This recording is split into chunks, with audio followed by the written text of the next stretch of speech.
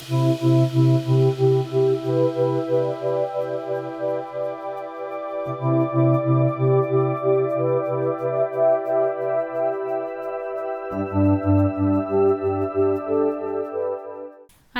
வணக்கம்.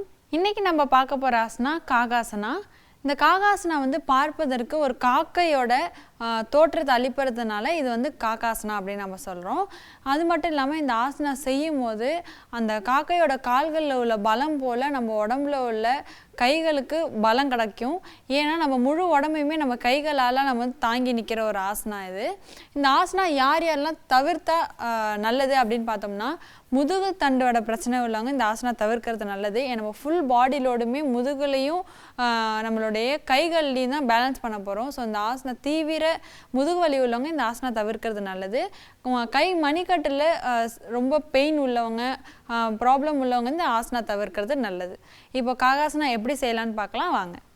இப்போது relaxation position, Tadasana position.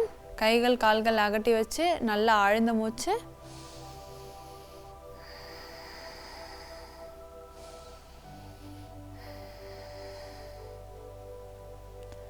இப்போது நம்மளுடைய கைகளை வந்து இது போல் நல்லா பதிய வச்சு இது மாதிரி வச்சுக்கணும்.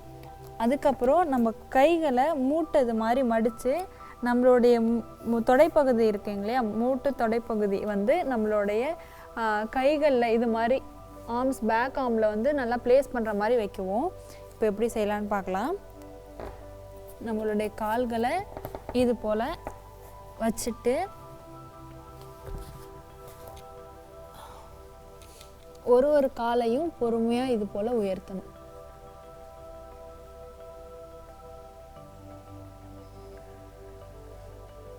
ரிலாக்ஸ். அகைன் ஒன் டைம் செய்கிறேன். நம்ம கால்கள் மூட்டி இது மாதிரி மடிச்சுட்டு நம்ம முட்டை இருக்கு இல்லையா, அதை வந்து நம்ம பேக் ஆர்மில் இது மாதிரி ப்ளேஸ் பண்ணிவிட்டு தலையை முன்னோக்கி உயர்த்தி 2 கால்களையும் பொறுமையாக இது மாதிரி உயர்த்தணும்.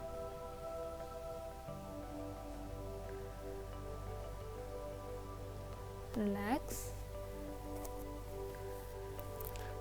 மறுபடியும் ரிலாக்ஸேஷன் பொசிஷன். கைகள் காலில் அழுத்தி வச்சுட்டு ஆழ்ந்த மூச்சு.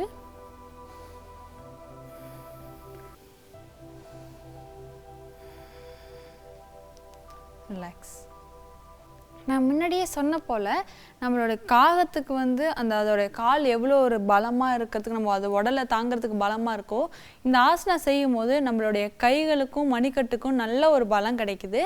அது மட்டும் இல்லாமல் ஜீரண சக்தி அதிகரித்து நுரையீரல் பகுதிக்கும் நல்ல ஒரு ஆக்சிஜன் கெப்பாசிட்டி இன்க்ரீஸ் பண்ணுறதுக்கு இந்த ஆசனா ரொம்பவே பயனுள்ளதாக இருக்கும்.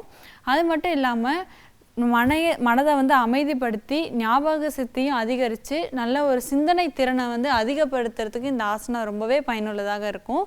நம்மளுடைய அடிவயிற்று பகுதியை வந்து நல்லா டைட்டன் பண்ணி நம்ம இந்த ஆசனா ஹோல்ட் பண்ணுறதுனால உள்ளுறுப்பு பகுதி எல்லாத்தையுமே சீர் செஞ்சு அதை சரியான நிலையில் இயங்க வைக்கிறதுக்கு இந்த ஆசனா ரொம்பவே பயனுள்ளதாக இருக்கும். மற்றும் நம்மளோட புத்தி கூர்மையை அதிகப்படுத்துகிறதுக்கும் இந்த ஆசனா ரொம்பவே பயனுள்ளதாக இருக்கும். பொதுவாகவே பறவைகள் எல்லாமே சூழ்நிலைக்கு ஏற்றாற்போல் தன்னுடைய உடல்நிலையும் மனநிலையும் அதுக்கு தகுந்தாற்போல் மாற்றிக்கொள்ளும். அப்போது இந்த ஆசனா நம்ம செய்யும் போது நம்மளோட சுவாதிஷ்டான சக்கரம் வந்து ஆக்டிவேட் ஆகி சுவாதிஷ்டான சக்தி வந்து நம்ம உடம்புல வந்து அதிகரித்து நம்மளுக்கு எந்த ஒரு சூழ்நிலையிலுமே நம்ம உடம்பை வந்து அதுக்கு ஏற்றால் போல் பார்த்து கொள்றதுக்கு இந்த ஆசனா ரொம்பவே பயனுள்ளதான ஆசனாவாக நம்மளுக்கு இருக்கும்.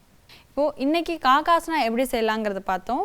நெக்ஸ்ட் ஒரு எபிசோடில் இன்னொரு ஆசனத்தோட உங்கள் எல்லாரையும் சந்திக்கிறேன். நன்றி, வணக்கம்.